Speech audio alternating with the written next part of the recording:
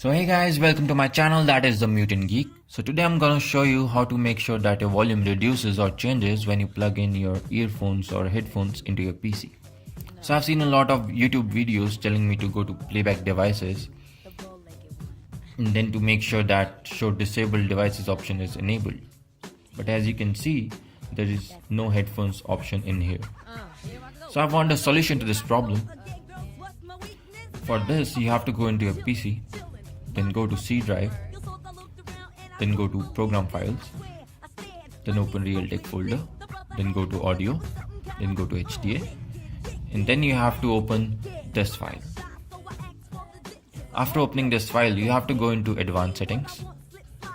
Then you have to make sure that under Playback Multi-Streaming, the option is enabled. After enabling this option, you will be able to find a new device in your playback devices. As you can see, there is a JBL headphones in here.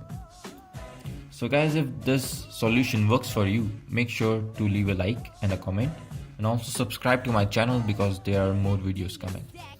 Thank you.